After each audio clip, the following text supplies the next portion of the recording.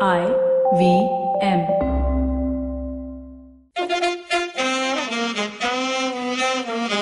Okay, it's left arm not so orthodox, and I've got my Australian accent ready for our tour to Australia, which starts today. 14 days quarantine as we speak.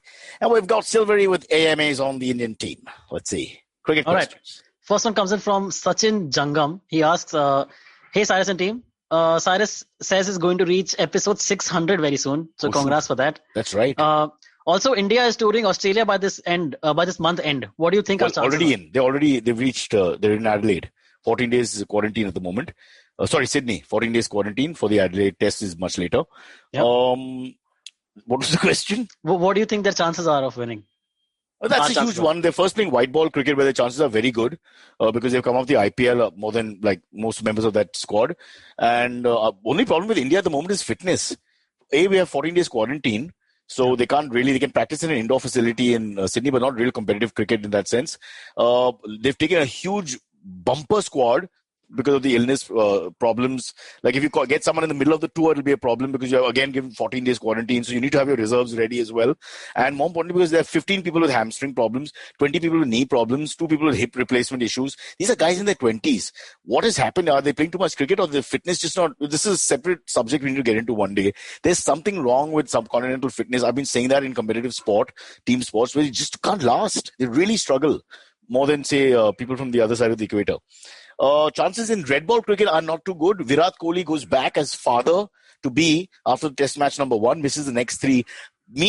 When you travel outside India, red ball cricket, test cricket, Virat Kohli is not there. That's 50% of your batting gone. You need him, not just the way he scores, but the fact that he's Virat. He's got that Viv Richards presence. You want him in the squad to take on the mighty, cocky Aussies. And, with due respect, Rahane and company, good batsmen, may perform well. Maybe I'll be proved wrong. I have a lot of faith in KL Rahul. If Rohit Sharma is fit and is there, opening the batting, that's always good because he's the best puller and short pitch ball player I think India has. But Virat Kohli's presence is huge. You need him. He's the alpha. He's the king. Once you take him, he's like Imran for Pakistan in the old days, Viv Richards for West Indies, Ian Botham for England. You think of these names, Kapil Dev for India. You take these guys out and suddenly the opposition is chest out. It's like you've taken the big dog out.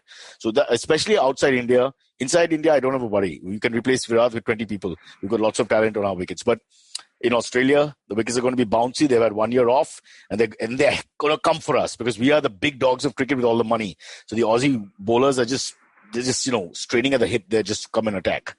I'm not too. I think maybe 3-1 if we're lucky and win the Sydney Test. This is what I think. Red ball, but I think we have a good chance of winning both the one-dayers and the T20s if people are fit. Okay. All right. Cool. We have time for one more. Let's go. Yep. Next one comes in from Abhik Ghosh. He asks, hey, Cyrus and team. Cyrus, now that the IPL is almost over, can you talk about RCB and how they have become a team that only participates but aren't prepared to win the IPL? I cannot help but agree with what Gambhir has to say about Kohli's captaincy and that no one else with his record will be captain of a franchise. To compound his woes, RCB somehow manages to have these streak of losses like 5 in a row, and it has happened too many times to ignore. Clearly, there is a lack of accountability on Kohli's part and raises serious doubts on his leadership. I fear this might be the reason why Indian team is choking. Indian team is not choking. I think our results haven't been that bad. They're pretty good. World number 1 and or thereabouts, all 3 forms. It's a tough one because Virat, it's not like he's underperformed. People are saying he didn't have a great IPL. He made almost 500 runs. He made 3 or 4 half centuries. So, he's performed. It's not like he's not performed. I think the problem they have is the balance in the squad. They're the 2.5-man team in terms of batting. The Virat, AB de Villiers, and they've got the young Padikkal at the top now, who's clearly very talented. But you need 5 batsmen like Mumbai Indians. You need 5 to 6 batsmen to click throughout the entire IPL to have a real champion side. 2.5, 3, not enough. I think Rajasthan Royals, same problem. 2 or 3 perform, 2 or 3 don't perform.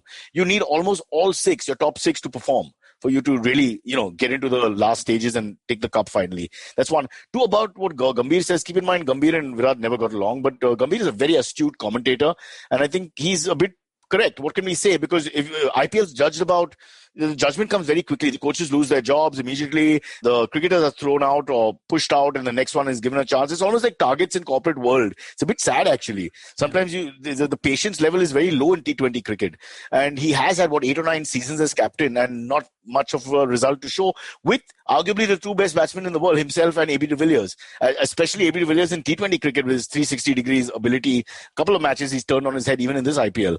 I don't know. It's a damn tough one. I like Virat's captaincy He's always aggressive. He's always. I think the idea of him batting right at the top of the order should have happened in the beginning. I know he failed in that last match, but these are small things. But sometimes there's also a luck factor. So I think sometimes you got to just say, look, I'm not a lucky captain for RCB. I've given it 8 seasons. I'm a lucky captain and a good captain for India. I think he should absolutely stay in India. Maybe just give it to somebody else just for the luck factor. Give them another chance. Now, if Dr. Vijay Mallya was available, he could captain the team. He was lucky for them for a time, but not so lucky for himself. So that's unnecessary. I like Vijay Mallya. I'll be supporting him. Also, I have a question. How much pull does Virat or the captain have in choosing his team? Virat is the alpha of cricket. No, in choosing his team. He chooses the team. Who's going to tell Virat what to do? No, like you have to buy players, no? So that's up to the upper management, no? No, they sit together in terms of business, what purse you have, and you do the combination, permutation of the money you're spending. But who's deciding who wants what? Virat wants. Even if he's on tour, he'll be on phone with these guys, or he'll be on a Zoom call or whatever. I mean, there's no question. Not just him. All the captains, there's no puppet captain in the IPL. They're seriously involved. At the end of the day, their head's on the chopping block. So they're going to choose whoever they choose because they think this is the team that will win them the cup or come close to winning. His team was decent. I don't know. Finch didn't perform. Finch has got one of the best records in world cricket, white ball cricket. I can't explain it. What can you say? It's like, you remember Hindi films which will have, you're too young, maybe Silvery, but you're Amitabh Bachchan, Vinod Khanna, Shashi Kapoor. Film like Ajuba was a huge film. 7 big stars, but it was the biggest flop ever. Why? If you look at it on paper, they put all these big actors together, all at the peak of their career. Why didn't it work? So, I don't know. Who can say? It's a bit sad. But maybe it's time for him to just step down from the T20 thing and take some pressure off himself. He's got enough pressure to deal with. He's going to be a father. I mean, that's going to be a headache. That's 80% of his life gone. He's only got 20% left to play cricket now. What the hell? So maybe, because they really have the talent and they haven't performed. It's a bit sad. If you're a Bangalore supporter, you really, a lot of people really depressed. But who else can they put in? They had Gale for a while, De Villiers, Virat Kohli. I mean, these are crack batsmen, the best of their generation. Oh, you're making me sad. I need my medication. Diwali, medication is allowed. According to the Narcotics Central Bureau, you can take medication during Diwali. Certain substances, not all. Please don't. We don't advocate all that rubbish. Please don't. But little. Painkillers for sure. Painkillers are good, right, Silvery? Yeah, sometimes. I think painkillers should support our show. This will be the best sponsor ever. This show is so painful. Take this. Boom. Oh, Combi Flam. Nice. Combi Flam for everyone, for the full family, like a large dose. All right. Okay, I think that's enough for all of us. We'll be in touch. Left arm not so orthodox. India tours Australia, so lots to talk about in the coming weeks. But 14 days of shutdown till then. All right. Bye. Sachin Tendulkar, Virat Kohli, Don Bradman, and now Cyrus Brocha. Okay, probably not in the right company. I mean, Don Bradman is Australian.